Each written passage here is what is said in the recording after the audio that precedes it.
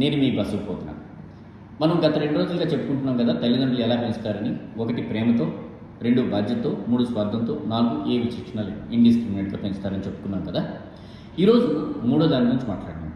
తల్లిదండ్రులు పిల్లల్ని స్వార్థంతో కూడా పెంచుతారు. ఎలాగో చెప్పినా ఒక చిన్న కథ చెప్తాను. ఒక పల్లెటూరులో ఒక అబ్బాయి ఉన్నాడు. చాలా కష్టపడి చదువుకున్నాడు. చదువుకుని బాగా ఎదగాలని తపంతో ఉన్నాడు. ఆ అబ్బాయి డిగ్రీకి వచ్చిన తర్వాత ఆ తల్లిదండ్రులు వాళ్ళ బంధువుల పిల్లలు, ఐటీఐ చేస్తున్న పిల్లలు సింగపూర్లో వెళ్ళి ఆ వెల్డింగ్ వర్క్స్ అవన్నీ స్టార్ట్ చేస్తుంటే వాళ్ళ దగ్గరికి వెళ్ళి, వీళ్ళు మా అబ్బాయి కూడా సింగపూర్లో ఏమైనా ఉద్యోగం చూస్తారా అని అడిగారు.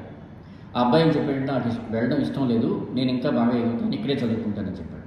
ఓకేనా? అయితే ఆ బంధువులేమి వాళ్ళు సహకరించలేదు. First one. రెండోది, బాగా ఉద్యోగం వచ్చిన తర్వాత, బాగా సెటిల్ అయిన తర్వాత ఈ అబ్బాయి హైదరాబాద్లో ఇల్లు కొనుక్కుంటా అనుకున్నాడు. అప్పుడు తల్లిదండ్రులు ఏం చేశారో తెలుసా? హైదరాబాద్లో వద్దు, మాకు ఇక్కడ ఈ పల్లెటూరులోనే కొనుక్కొని ప్రెషర్ చేశారు. చివరికి అబ్బాయి ఆ పల్లెటూరులోనే కొనుక్కున్నాడు. 3వ సంఘటన, పెళ్ళిడు వచ్చింది, పెళ్లి చేసుకోవాలి. అబ్బాయి ఏం చేశాడు? తల్లిదండ్రుల్ని పెళ్లి సంబంధాలు చూడండమ్మా అని చెప్పాడు. వీళ్ళు ఏం చేశారో తెలుసా? ఇక్కడ అందరి తల్లిదండ్రులు చేసినట్టే వాళ్ళు చేశారు.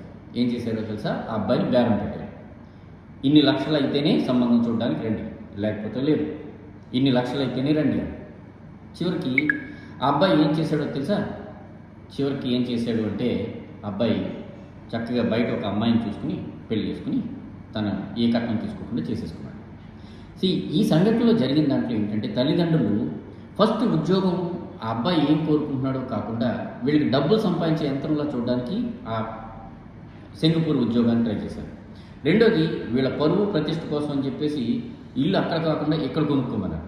కానీ అబ్బాయి సెటిల్ అయ్యేది హైదరాబాద్లో, అక్కడ వాల్యూ ఉండేది కూడా కొనుక్కుంటే అక్కడే ఈ పల్లెటూరులో ఉండదు. సో ఇలాంటివి ఆ తల్లిదండ్రులకు అవసరం లేదు. మూడోది, పెళ్లిలో మోస్ట్ ఆఫ్ ది తల్లిదండ్రులు 99% పిల్లలకి ఇష్టం లేకుండానే కట్నం తీసుకుంటారు. మగపిల్లలు చాలామంది కట్నం గురించి ఆశించరు, ఆలోచించరు కూడా. వీళ్ళే దానికి రేటు కట్టి ఏదో ఆవునో గేదెనో అమ్మినట్టు ఆ పిల్లల్ని బేరం పెట్టేస్తారనమాట. సో ఇలాగా తల్లిదండ్రులు ఈ బేరం పెట్టి ఇలాగ డబ్బులతో లెక్కలేసి, స్టేటస్ లెక్కలేసి, బంధువుల దగ్గర ఆ స్టేటస్ కోసం ఈ పిల్లల్ని ఇలాగ బలిపోసులుగా చేస్తూ ఉంటారు. కానీ తల్లిదండ్రులు కూడా చాలా సందర్భాల్లో ఇది ఆలోచించుంటారు, మనం స్వార్థంతో చేస్తున్నాము. సిమిలర్లీ రెండోది కూడా ఇంకొకటి, ఎప్పుడైనా సరే డాక్టర్ చదువు, ఇంజనీర్ చదువు అని తల్లిదండ్రులు వాళ్ళు చేయలేనటువంటి పనుల్ని వీళ్ళతో పిల్లల మీద రుద్ది వాళ్ళతో చేయించడానికి ట్రై చేస్తుంటారు. అది కూడా స్వార్థం. ఇలాగా ఇది కూడా ఒక్కసారి తల్లిదండ్రులు ఆలోచించండి. మనం తెలియకుండానే పిల్లల్ని ఇలా స్వార్థంతో పెంచడం వల్ల వాళ్ళు ఏం చేస్తూ ఉంటారంటే మన నుంచి దూరం అయిపోతూ ఉంటారు మానసికంగా. అది మనకు తెలియకుండానే జరిగిపోతూ ఉంటుంది. అర్థం చేసుకోండి.